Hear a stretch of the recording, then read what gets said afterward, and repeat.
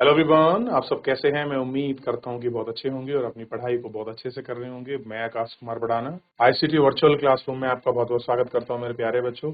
जैसे आपको पता है मेरे प्यारे बच्चों, बेसिकली हमारे आपका जो है मेरे प्यारे बच्चों, हमारी आपका जो है 8th क्लास है और 8th क्लास में हम लोग देख रहे हैं आपका पॉलिटिकल साइंस। और हम रिविजन के दौर में पहले चैप्टर को आपका रिविजन करेंगे और इसमें एक एक करके हम लोग सारे चैप्टर का आपका रिविजन देखेंगे। क्लियर है? तो यहाँ तक एक बार आप अच्छे से देख लीजिए, पढ़ लीजिए। और भारतीय संविधान रिवीजन को हम लोग पढ़ेंगे कि क्यों इसका महत्वपूर्ण, क्या क्या चीजें इसमें जरूरी हैं, क्यों इम्पोर्टेंस है। इन सब चीजों पर हम लोग आपका बात करने वाले हैं। तो मेरा पहला क्वेश्चन यही है, जैसे मैंने आपको पहले भी पढ़ा है और हर बार की तरह मैं आपसे यही प्रयास करता हूं कि जो हम पढ़ रहे हैं हम उसको पढ़े कम, आपका समझे जा रहे हैं। क्योंकि व्यवहारिक पक्ष अगर हमको क्लियर होगा, देखिए थ्योरी तो लिखी हुई है, आप उसको कोई भी पढ़ सकता है, लेकिन अगर हम उसका कंक्लूजन समझ पाए, हम उस चैप्टर को जान पाए आखिर में हमें जरूरत क्यों पड़ी, हम पढ़ क्यों रहे हैं, तो हमें उसका जो इम्पोर्टेंस है या जो जो आपको चैप्टर का प्रॉफिट है वो हमको ज्यादा मिलेगा। क्लियर है? तो ये हमको इसमें इसमें आपको देखिए, तो सबसे पहले हमारे सामने है किसी देश को संविधान की जरूरत क्यों पड़ती है, तो ये सबसे पहले देखना है। अब आप मैं आपसे पूछता हूँ कि क्यों है, कोई देश है उसके लिए संविधान क्यों जरूरी है, बताइए भाई। संविधान होगा तो हमें पता चलेगा ना हमारे यहाँ रीति क्या है, कोई कानून है या कोई व्यक्ति कुछ काम करता है तो वो न्याय संगत है कि नहीं है, ये तो क्लियर होगा। हमारे राइट्स क्या हैं, क्या हमारी ड्यूटीज क्या है, हमारी रिस्ट्रिक्शंस क्या है, हमारी सीमाएं क्या है, उसी के अनुसार तो हम चीजों को फॉलो करेंगे। क्लियर है कि आखिर में ये सारी चीजें हैं क्या और किस तरीके से हम इनको समझ सकते हैं और कैसे हम इनको देखें। भाई ये तो पढ़ने का है और यही चीज में आपको समझने के लिए है। तो आइए शुरू करते हैं। सबसे पहले देखते हैं, आज दुनिया के ज्यादातर देशों के पास अपना संविधान है, या दुनिया के जो ज्यादातर देश है उनके पास कैसा है, अपना संविधान है। आमतौर पर लोकतांत्रिक देशों के बारे में उम्मीद की जाती है कि उनके पास संविधान जरूर हो। क्या करते हैं, जो भी लोकतांत्रिक देश है उनसे उम्मीद की जाती है कि उनके पास कैसा होगा, अपना संविधान। लेकिन इसका मतलब यह नहीं कि जिन देशों के पास अपने संविधान होते हैं वे सभी लोकतांत्रिक हों। अब देखिए, आपके यहाँ कॉन्स्टिट्यूशन हो और आपके यहाँ डेमोक्रेसी हो, ये दोनों चीज आपकी जरूरी नहीं। हो सकता है आपके यहाँ संविधान और डेमोक्रेसी ना हो। क्लियर है? हो सकता हो आपके यहाँ कॉन्स्टिट्यूशन भी हो और आपके यहाँ आपका डेमोक्रेसी भी हो। तो लोकतंत्र और संविधान दोनों अपने आप में अलग। क्लियर है? तो संविधान है, लोकतंत्र होगा ही होगा, ऐसी कोई जरूरी अनिवार्यता नहीं है। क्लियर है? ऐसा हो, ऐसा कोई मैंडेटरी नहीं है, अनिवार्यता नहीं है। वे सभी लोग लोकतांत्रिक होंगे। संविधान कई उद्देश्यों की पूर्ति करता है। अब देखिए, सभी लोकतांत्रिक देश होंगे ही होंगे, ऐसा कुछ कहीं वो है नहीं। अब देखिए, संविधान क्या करता है, कई उद्देश्यों की पूर्ति करता है। पहला, यह दस्तावेज उन आदर्शों को सूत्रबद्ध करता है जिनके आधार पर नागरिक अपने देश को इच्छा, सपने के अनुसार रचते हैं। यानी संविधान के संविधान ही बताता है कि हमारे समाज का मूलभूत स्वरूप क्या होगा। देश के भीतर आमतौर पर कई समुदाय होते हैं जिनके बीच में कई बातें समान होती है, लेकिन जरूरी नहीं कि वे उन मुद्दों को एक दूसरे से सहमत हो। यार ऐसे जरूर थोड़ी है कि वो हर मुद्दे पर एक दूसरे से सहमत हो, हर विचार उनके मिले। संविधान नियमों का एक ऐसा समूह है। क्या है? संविधान नियमों का एक ऐसा समूह है जिसको एक ही देश के सभी लोग अपने द्वारा चलाने की पद्धति के रूप में अपना सकते हैं। वे ना केवल यह तय करते हैं कि सरकार किस तरह की होगी, बल्कि उन आदर्शों पर भी एक साझी समझ विकसित करते हैं और उनको पूरी रक्षा करनी चाहिए। क्लियर है? तो ये हमको देखना है।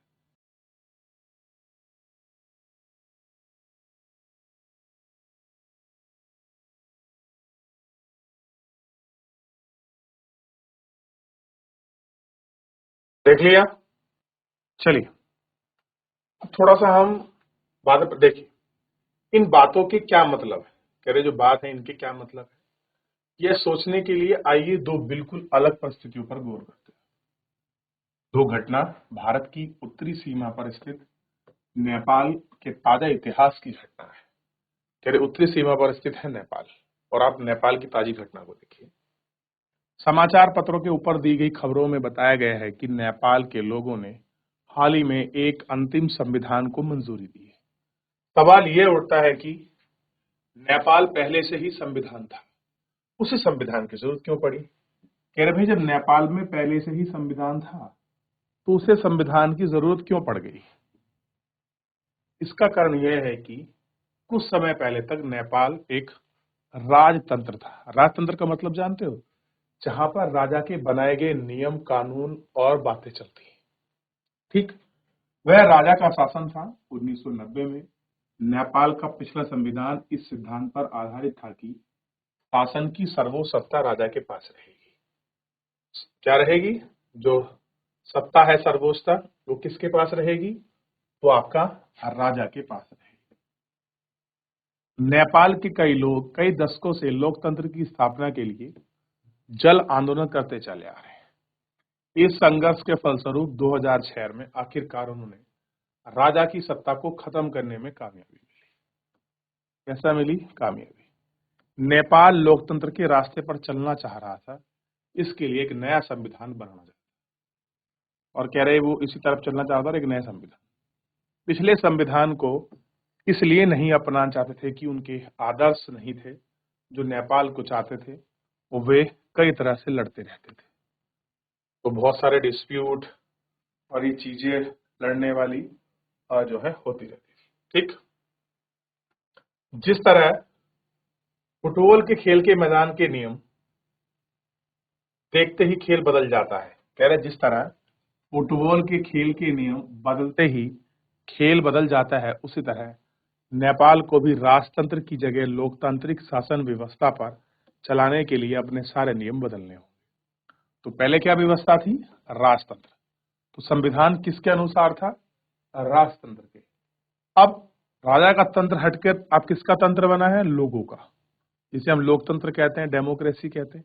तो सारे नियम कैसे होंगे, लोगों के अनुसार, ताकि एक समाज की रचना की जा सके। नेपाल ने 2015 में अपने देश में एक नया संविधान अपनाया। ऊपर से चित्र दिए गए हैं और अंश के लोकतांत्रिक नेपाल के संघर्ष के बारे में बताया गया है। ठीक, उसके क्या संघर्ष हैं, कैसी स्थिति है, और उसके बारे में स्पष्ट होता है।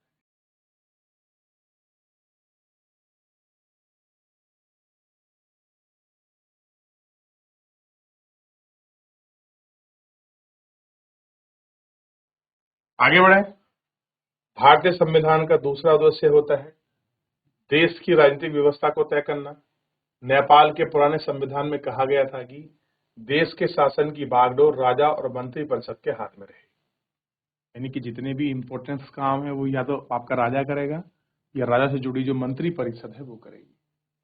जिन देशों में लोकतांत्रिक शासन पद्धति या राज व्यवस्था चुनी होती है, वहां की प्रक्रियाएं नियम तय करने में संविधान की बहुत अहम भूमिका होती है। इसकी संविधान, क्योंकि आप अगर कोई काम कर रहे हैं तो वो संविधान में वर्णित उसी रीति और परंपरा के अनुसार आपको करना, जो हमारे संविधान में वर्णित है। क्लियर है, उसी के अनुसार ही करेंगे। लोकतंत्र में हम अपने नेता खुद चुनते हैं ताकि हमारी ओर से वे सत्ता की जिम्मेदारी के साथ इस्तेमाल कर सकते हैं। फिर भी इस बात की संभावना हमेशा बनी रहती है कि ये नेता सत्ता का दुरुपयोग कर सकते हैं। दिक्कत क्या रहती है कि ऐसा ना हो जाए कि वो जो सत्ता पर है उसका वो आपका मिसयूज करे, तो ये पॉसिबिलिटी बनी रहती है। राजनेताओं के द्वारा इस दुरुपयोग के साथ साथ भारी अन्याय हो सकता है। इसका एक उदाहरण नीचे दी गई चित्रकथा को पढ़कर हम लोग लगा सकते हैं। जो पत्र जो नीचे वो दी गई है चित्र पटकथा, इससे पढ़कर हम लोग लगा सकते हैं।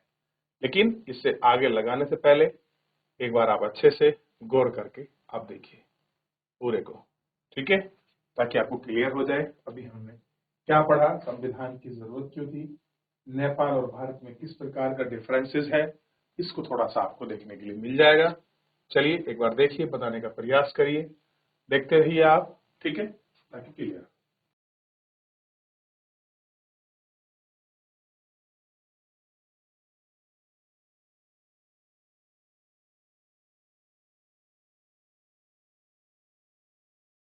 आगे बढ़े। देखिए, इन सारे मुद्दों पर हम लोगों ने एक एक करके आपका बात करी और जरूरत के अनुसार हमने इनको देखा कि नेपाल में किस तरह का शासन व्यवस्था या राजतंत्रात्मक व्यवस्था थी, और यहाँ देखिए किस तरह से लोगों ने लोकतंत्र की बहाली को, पहले जो मुद्दा था वहां राजतंत्र था, हम लोगों ने कहा कि भाई राजतंत्र को खत्म कर दिया जाए और राजतंत्र की जगह लोकतंत्र को बहाल किया जाएगा। तो हमको ये देखना है, क्लियर है। अब चलिए, नेपाल में लोकतंत्र के लिए कई जनसंघर्ष हुए। जनसंघर्ष मतलब लोग रोड पर आए, आंदोलन किया, अपनी बात को रखने का प्रयास किया कि भाई हमको लोकतंत्र क्यों चाहिए। कह रहे 1990 में संघर्ष के बाद लोकतंत्र की स्थापना, लोकतांत्रिक व्यवस्था 2002 तक रही, यानी कि 12 साल कायम रही। अक्टूबर 2002 में राजा ज्ञानेंद्र ने गांव में माओवादी संगठन के बढ़ते प्रभाव का बहाना बनाकर सेना की मदद से सरकार के विभिन्न कामों को अपने कब्जे में लेना शुरू कर दिया।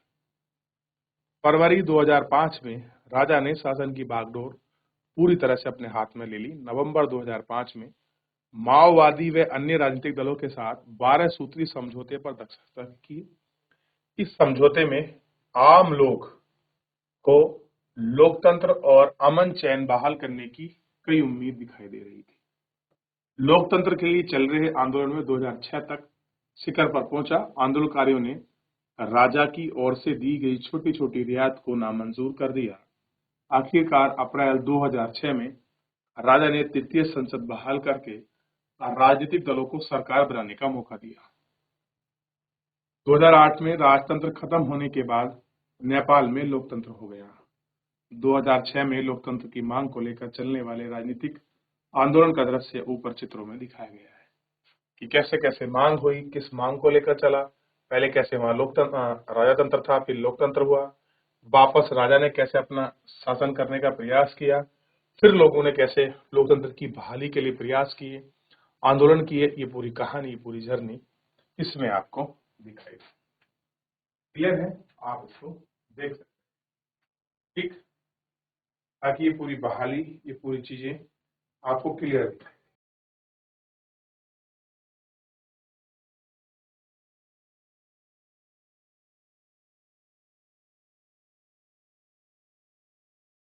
अब इस तरीके से ये सारी चीजें हमने देख ली। अब देखिए, सुरेश अपनी कक्षा का मॉनिटर है। क्या है? मॉनिटर है। वह दबंग किस्म का लड़का है। उसके सहपाठी उसे पसंद नहीं करते। क्लास टीचर श्रीमती राव अचानक किसी काम से बाहर जाना पड़ा। वह सुरेश को सब बच्चों का ख्याल रखने के लिए बोलकर चली जाती है। सुरेश ने मौके का फायदा उठाया और अनिल को तंग करने लगा। कैसा है? तो यहाँ क्या हुआ? सत्ता का दुरुपयोग है। इसी प्रकार से समझेंगे आप, थोड़ा सा क्लियर होगा। अनिल, आज मैं मैडम राव से तुम्हारी शिकायत करने वाला हूं। लेकिन मैंने क्या किया है? वो कह रहा, भाई आखिर में आप शिकायत करोगे तो मैंने क्या किया है ये हमको देखना है। श्रीमती राव के लौटने पर जब वह कक्षा से बाहर गई हुई थी, अनिल शोर मचाकर सबको परेशान कर रहा था। उसने मेरी बात नहीं सुनी। अनिल, आज तुम्हारी पूरी छुट्टी के बाद यहीं रुकना पड़ेगा। आज 100 बार लिखना होगा। मैं मॉनिटर को तंग नहीं करूंगा। लेकिन मैडम, मैंने तो कुछ नहीं किया है। अब क्या किया? गलती इसकी थी और सजा किसको झेलनी पड़ी? इसको। इसने इससे कहा और इन्होंने इसके पनिशमेंट लगा दी। होना क्या चाहिए था? गलती इसकी थी, मैडम को पनिशमेंट करना चाहिए था इस व्यक्ति को, जो मॉनिटर था सुरेश। क्लियर है? आप देखिए, मॉनिटर ने अपनी शक्ति का किस तरह से दुरुपयोग किया। अब क्वेश्चन यही है कि किस तरह से दुरुपयोग किया उसने। दुरुपयोग कैसे किया? उसके पास पावर थी कि वो क्लास को मैनेज करे, लेकिन उसने मैनेज ना कर कर अपना पर्सनल चीजों पर यूज किया, किसी को परेशान करने के लिए उसका प्रयास किया। नीचे दी गई परिस्थितियों के में मंत्री को अपनी सत्ता के दुरुपयोग करने का दोषी कहा जा सकता है जब वह किसी ठोस तकनीक कारण अपने मंत्रालय के किसी परियोजना को नामंजूर कर दे, जब वह अपने पड़ोसी को अपनी सुरक्षा कर्मी से पिटवाने की धमकी देता है, जब वह थाने के फोन करके किसी पुलिस अधिकारी को दबाव डालता है कि किसी दोषी के रिश्तेदार के खिलाफ रिश्वत ली तो एफआईआर ना करें। तो ये चीजें हो सकती हैं कि भाई इनसे चीजें हों, और यही ऐसी चीजें हैं जिनसे हम सत्ता का जो है आपका दुरुपयोग का खतरा ज्यादा पनपता है, और आपका हम महसूस करते हैं कि सत्ता का दुरुपयोग हो रहा है। हम लोग आपका इन सारी चीजों से ही तो आपका डरते हैं। लोकतंत्र में संविधान का एक महत्वपूर्ण काम यह होता है कि कोई भी ताकतवर समूह किसी दूसरे कम ताकतवर समूह लोगों के खिलाफ अपनी आवाज इस्तेमाल नहीं करते। नीचे दी गई चित्रकथा पट में कक्षा के भीतर एक घटना पर आधारित इस बात को समझाया गया है या समझाने का प्रयास किया गया है। खेलों की घंटी शुरू होने वाली है, चलो आओ आगे खेलते हैं बास्केटबॉल। हम तो नहीं क्रिकेट खेलेंगे, कह रहे जो हम हैं, हम तो आपका क्रिकेट नहीं खेलेंगे। शिक्षक इस विवाद को हल करने के लिए दोनों पक्षों में हाथ उठाने में अपनी राय को कहते हैं। लड़का लड़कों की संख्या में ज्यादा है, हा हा हा, जीत गए हम, हमें सदा ही, हाँ लड़के चाहते हैं क्योंकि उनकी संख्या ज्यादा होती है, तो लड़कियां हमको हराना चाहते हैं, उनकी संख्या कैसे होती है? सदा ही ज्यादा होती है। मैडम को फैसला सुनाना, कोई तरीका सोचना होगा। तो वो पूरा कहानी बता रहे हैं कि ऐसे ही कुछ हमारे लोकतंत्र के नियमों में भी होता है। क्लियर है? अब देखिए, लोकतंत्र समाज में संविधान में ऐसे नियम तय करता है जिसके द्वारा राजनेताओं के हाथ सत्ता का दुरुपयोग से रोका जा सकता है। भारतीय संविधान में बहुत सारे ऐसे कानून मौलिक अधिकार वाले खंड खड़े होते हैं जो कक्षा 7 में दिए गए हैं। ओम प्रकाश वाल्मीकि के अनुसार कुछ यादें हैं कि जो यह बताती हैं कि ओम प्रकाश को दलित होने के कारण किस तरह से भेदभाव का सामना करना। वह अपना पढ़ा था कि संविधान के सभी व्यक्तियों को समानता के अधिकार देता है। हमारे संविधान में कहा गया है कि धर्म, नस्ल, लिंग, जाति और जन्म स्थान के आधार पर देश का किसी भेदभाव से नहीं किया जा सकता।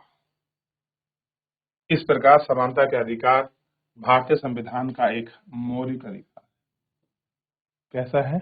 मौलिक अधिकार है। क्लियर है? जितना समझ आया आपको फंडामेंटल चीजें।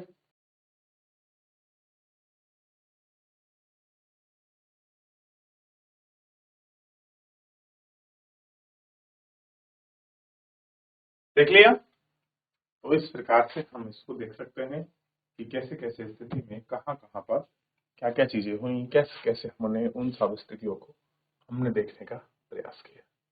अब देखिए, इस तरह से अव्यवस्था बेहतर लोकतंत्र में समाज में भी पैदा हो सकती है। करी ऐसी जो अव्यवस्था है वो मैच में ही नहीं, किसी देश में भी आपका पैदा हो सकती है, जहां बहुत बहुमत वाला गुट लगातार ऐसे फैसले लागू कर रहा है जिसमें अल्पसंख्यकों की सहमति नहीं है।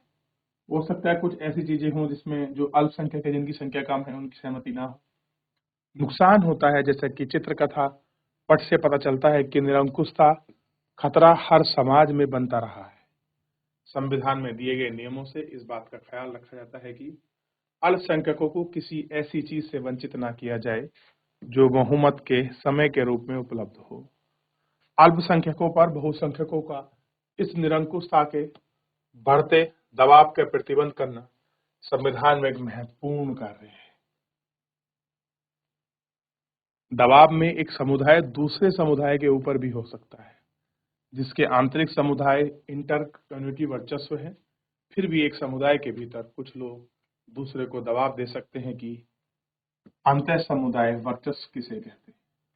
ठीक, तो ये सारी चीजें हमको देखनी होती है और इसी पर हमको बात करना होता है कि किस प्रकार की ये सारी चीजें हैं, कैसे वर्चस्व होता है, इस तरह से हम इस वर्चस्व को देख सकते हैं।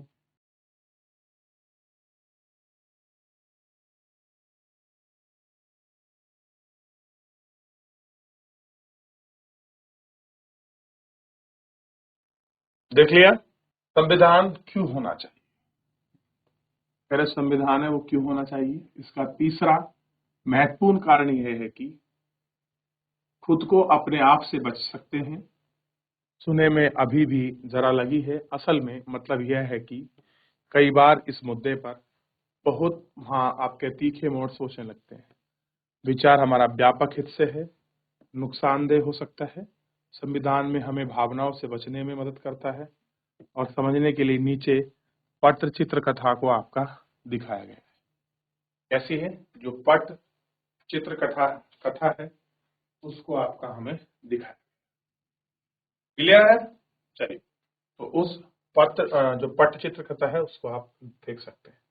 देखिए, शबनम दुविधा में है। दुविधा का मतलब होता है क्या करे क्या ना करे, ऐसी कंडीशन आपके सामने आती है, जाए कि ना जाए। तो जब दुविधा का मतलब है एक किसी काम को करने के लिए एक मन ना हो या एक ठोस मुद्दे पर ना जाए। कल की परीक्षा के लिए मुझे 2 अध्याय पढ़ने हैं, लेकिन समय में मेरी पसंद टीवी कार्यक्रम आ रहा है, मैं देखे बिना नहीं रह सकती हूँ।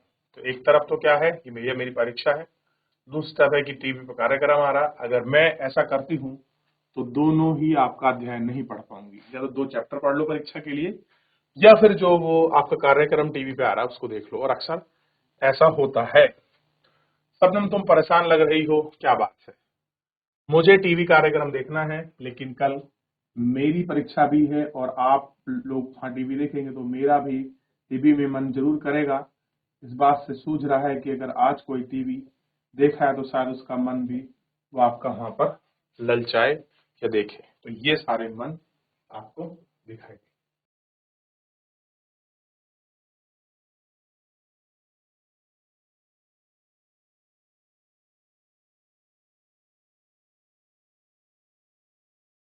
चलिए आगे बढ़े। संविधान हमें ऐसे फैसले करने से भी रोकता है, उनके बड़े संदेशों को ठेस पहुंचती है, इनसे देश की आस्था रखता है। उदाहरण के तौर पर हो सकता है कि लोकतंत्र को मानने वाले अधिकांश लोग गंभीरता से महसूस करने लगे कि राजनीतिक पार्टी या पॉलिटिकल पार्टी बहुत विकृत हो चुकी है। इसलिए अब चीजों का दुरुपयोग करने के लिए किसी तानाशाह के शासन को सौंपना चाहिए। फौजी शासन होना चाहिए। भावनाओं में बहकर लोग बंधुओं को इस तरह से महसूस नहीं कर पाएंगे। लंबे दौर में तानाशाही शासन से हित सारे को नुकसानदेह है। एक अच्छा संविधान बुनियादी संरचना को इस तरह से उन्मत्त बचाता है और ऐसे प्रभाव को आसानी से निपटा देता है जिनके जरिए लोगों को अधिकतर आश्वस्त मिलता है और संविधान में उनको सुरक्षा प्रोवाइड है, या उनको संविधान ही कॉन्स्टिट्यूशन कल क्या मिलता है, हेल्प उनको मिल जाती है। क्लियर है? तो ऐसा हो सकता है। आगे बढ़े। इस इस चर्चा से आप समझ जाएंगे कि संविधान किसी भी लोकतांत्रिक समाज में कितनी महत्वपूर्ण भूमिका निभाता है। तो आपको पता चल जाएगा कि आखिर में कॉन्स्टिट्यूशन जो है कितना जो इम्पोर्टेंट है वो आपका रोल प्ले करते हैं। क्लियर है? तो संविधान ही सबसे महत्वपूर्ण है, क्योंकि बिना उसके हमें नियम और इन सब चीजों के बारे में जानकारी होना, उनको चलाना किस तरीके से है, ये एक अपने आप में बड़ा कठिन कार्य है। क्योंकि अगर हमको मान लीजिए अगर संविधान का ज्ञान नहीं होगा तो हम कैसे कुछ उसको चला पाएंगे, कैसे हम आपका जो लॉ वगैरह है वो आपका बना पाएंगे। आइए अब हम उदाहरणों को से जुड़े मूलभूत नियमों की तालिका को भरें। इसके जरिए हम क्या कर सकते हैं, इस बात को दोहराते हैं कि लोकतंत्र समाज में संविधान इतनी महत्वपूर्ण भूमिका क्यों निभाता है। क्लियर है? तो ये हमको देखना। उदाहरण, नेपाल में लोकतंत्र के लिए चले आंदोलन की सफलता के बाद वहां के लोग एक नया संविधान अपनाए। सुरेश अपने सहपाठियों से अनिल को बेहद परेशान करता है, लड़कियों को बास्केटबॉल खेलने का मौका नहीं मिलता क्योंकि कक्षा में लड़कों की संख्या ज्यादा है। शबनम ने टीवी देखने के लिए बजाय अपने 2 अध्याय को दोहराने का फैसला किया। ये कुछ उदाहरण थे। अब जैसे क्या था उसका सोल्यूशन, मूलभूत नियम क्या थे। नेपाल में एक ऐसा आदर्श हो जिसमें पता चलता है कि हम किस तरह के संविधान व्यवस्था में रहना चाहते हैं। तो ये आपको फिल करना है। क्लियर है? चलिए करिए फिल, इनको ढूंढिए, पढ़िए, क्या इनका सोल्यूशन होगा देखिए आप लोग, फिर आगे बात करने वाले हैं हम लोग।